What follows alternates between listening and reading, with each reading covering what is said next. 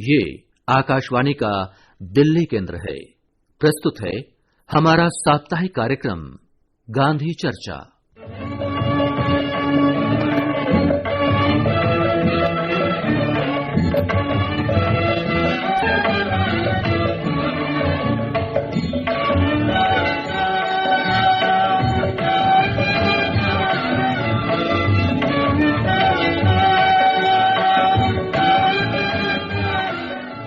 नमस्कार। गांधी चर्चा कार्यक्रम के इस अंक में आपका स्वागत है। श्रोताओं, आज आप सुन पाएंगे कवयित्री महादेवी वर्मा के महात्मा गांधी के बारे में विचार। ये रिकॉर्डिंग हमें आकाशवाणी के संग्रहालय से प्राप्त हुई है। स्मृति के क्षण व्यक्ति के जीवन में भी आते हैं, राष्ट्र के जीवन में भी आते हैं। व्यक्ति के जीवन में यह समय का प्रत्यावर्तन अपने सुख दुखों की अनुभूतियों के साथ होता है, अपने रागात्मक संबंधों के साथ होता है। राष्ट्र में जब समय इस प्रकार प्रत्यावर्तन करता है, तब किसी महान व्यक्तित्व के द्वारा उसके माध्यम से ऐसे आदर्शों का, ऐसे सपनों का, ऐसे सिद्धांतों का प्रत्यावर्तन होता है जिसमें वो जीता है, जिसमें उसके जीवन की स्थिति है। ऐसे समय के प्रत्यावर्तन के लिए जीवन को अपने उदात्तम रूप में, उत्कृष्टतम रूप में अवतरित होना पड़ता है, और इस उदात्त अभिव्यक्ति को हम महामानव, महापुरुष, युग पुरुष आदि की संज्ञा देते हैं। ये संज्ञाएं भी छोटी हैं। जीवन की विराटता देखते हुए, समय की अनंतता देखते हुए, ये संज्ञाएं केवल हम अपनी सुविधा के लिए रखते हैं। अतीत में इस देश के एक कोने में ऐसे ही जीवन के एक चमत्कार का आविर्भाव हुआ। चमत्कार ये मन में कौतूहल नहीं उत्पन्न करता, हमें केवल कौतुक की भावना नहीं देता, ये हमें अपनी शक्तियों के प्रति सजग कर देता है, जगा देता है। जीवन का उदात्त रूप इसी में विशिष्ट है कि वो अपनी संपूर्ण शक्तियों के साथ आविर्भूत हुआ, परंतु मानव समान है, मानव का जीवन समान है। इस प्रकार वो सबका है, उसमें सबका दाय भाग है, सबका अपनापन है। महापुरुष महात्मा गांधी के समान महापुरुष किसी युग के नहीं होते, किसी एक राष्ट्र के नहीं होते, किसी एक जाति के नहीं होते। सूर्य अपनी किरणों से संपूर्ण आकाश को स्पर्श करता है, धरती के विविध रूपों को स्पर्श करता है, पर आकाश का कोई अंश उसे बांध नहीं पाता, धरती का कोई कोना उसे बंदी नहीं बना पाता। वो सबका है और तब भी किसी के बंधन में नहीं। महात्मा गांधी का जीवन भी इसी प्रकार का है। उनका दान ग्रंथों में संचित करने के लिए नहीं है, और न किसी कोश में एकत्र करके रखा जा सकता है। दीपक की लौ के लिए बैंक नहीं बनते, चिंगारियों के लिए स्वर्ण मंजूषाएं नहीं बनाई जाती। दीपक की लौ को तो दूसरे दीपक की स्निग्ध बाती ही संभालती है, और इसी तरह चिंगारी की ज्वलनशीलता वही पदार्थ संभालता है जिसमें ज्वलनशीलता है, परंतु सो रही है। महात्मा गांधी महापुरुषों की पंक्ति में भी अकेले हैं। उन्होंने बुद्धि की जटिलता में कुछ ऐसी खोज नहीं की जो मनुष्य की बुद्धि के लिए एक मार्ग ऐसा दे देती जिसमें निरंतर वो भटकता रहता।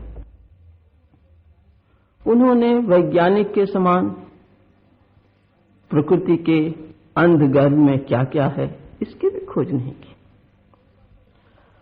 उनका कोई संप्रदाय नहीं है, मतवाद नहीं है, मठ नहीं है, महंत नहीं है, शिष्य नहीं। जो हैं वो उनकी आत्मा के ही प्रतिरूप हैं, चाहे सोते हैं चाहे जागते हैं। और उनका बड़ा दान इसी सामान्यता में है, जिसमें उन्होंने अपने आप को असामान्य नहीं माना। जो सिद्धांत जीवन के विकास के लिए आवश्यक थे, जिनके बिना कोई भी राष्ट्र प्रगति नहीं कर सकता था, कहीं भी जीवन विकसित नहीं हो सकता था, पल्लवित नहीं हो सकता था, उन सिद्धांतों को उन्होंने खोज करके हमारे भीतर से ही प्राप्त कर लिया। जो उपेक्षित थे, पीड़ित थे, पराजित थे, उनके हाथ में उन्होंने कोई तलवार नहीं दी जिससे वे अपने विजेता को, अपनी उपेक्षा करने वाले को, अत्याचारी को चोट पहुंचाते। उन्होंने उनके हृदय में आत्मा की वो शक्ति जागृत कर दी जिससे वे मस्तक उठाकर खड़े हो गए और सत्य का वो कवच उनकी आत्मा पर सहज ही बैठ गया कि जिस पर कोई भी चोट व्यर्थ होती थी। अर्थात उन्होंने मनुष्य के भीतर जो एक उदात्त भावना है, जो अपराजेय शक्ति है, उस शक्ति को सामान्य मनुष्य में भी जगा दिया और सामान्य मनुष्य भी उतना ही उन्नत, उतना ही विशाल हो गया। ऐसा व्यक्ति जो अपने आप को इस देश के किसान का प्रतिनिधि कहता है, दीन का प्रतिनिधि कहता है, दलित का प्रतिनिधि कहता है, अपनी केवल करुणा से ही इतने सबको स्पर्श कर सकता है। हमारा देश करुणा के संबंध में, बंधुत्व के संबंध में बहुत प्राचीन भावनाएं रखता है और मनुष्य की तत्वगत एकता भी जानता है।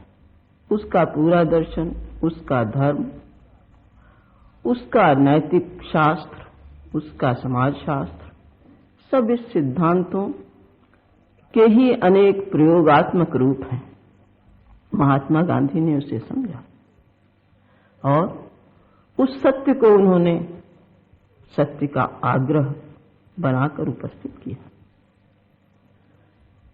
जीवन की जो गंगा है उसका गुणगान बहुत से कर सकते हैं, उसके जल में जो तत्व है उसे बहुत से खोज सकते हैं, लेकिन उसे किसी अपार्थिव लोक से किसी शिव के मस्तक पर उतारकर धरती पर उतार लाना, ये किसी महान व्यक्तित्व का ही कार्य होता है और महात्मा गांधी में वही व्यक्तित्व था।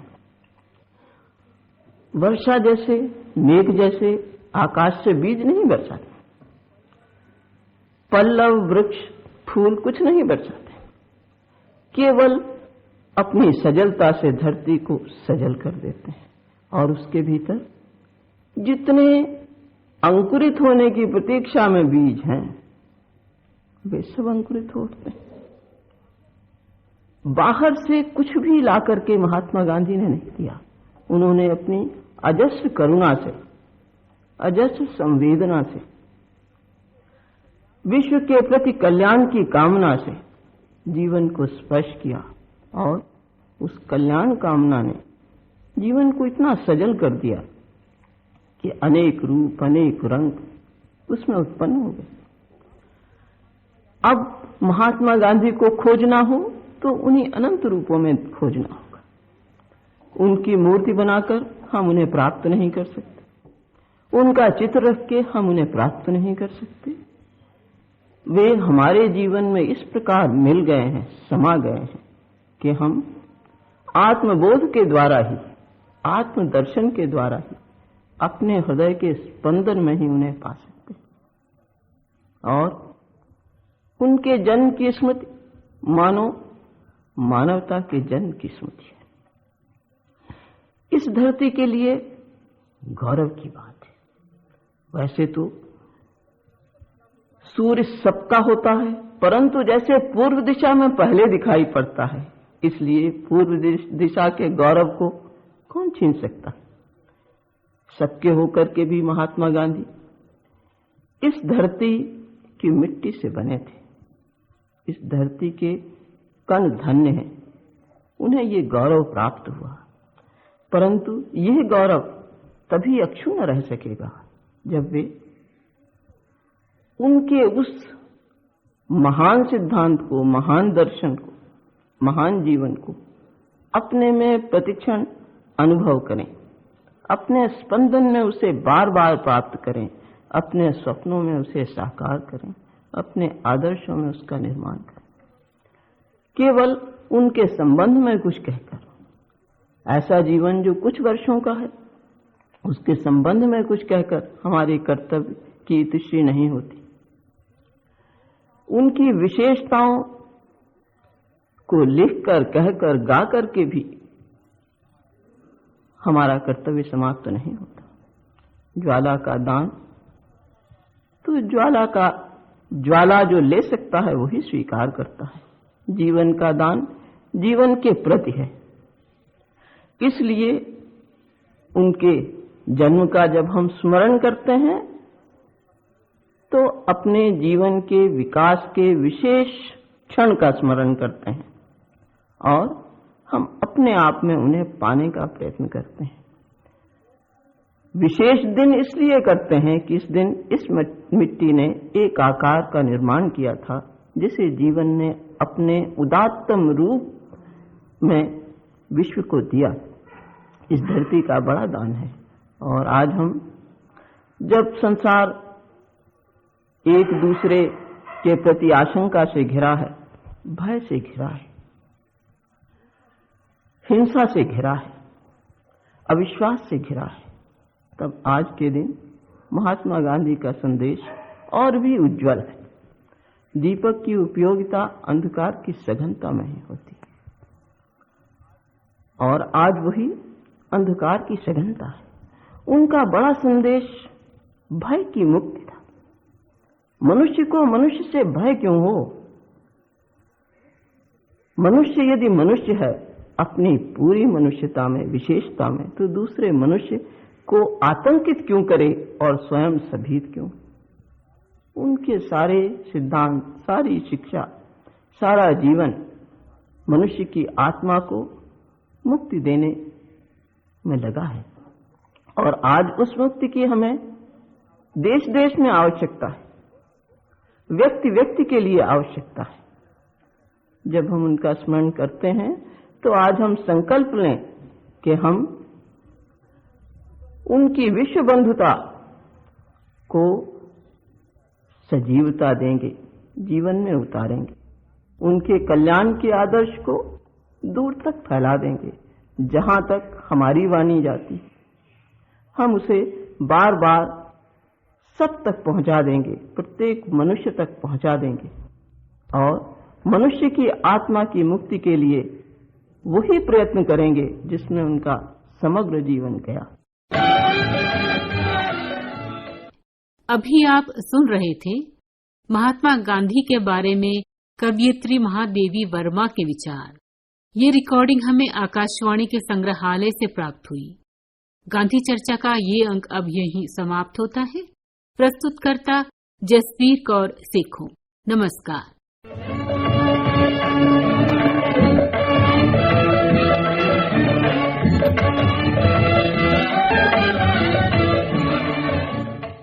अभी आप सुन रहे थे हमारा साप्ताहिक कार्यक्रम गांधी चर्चा।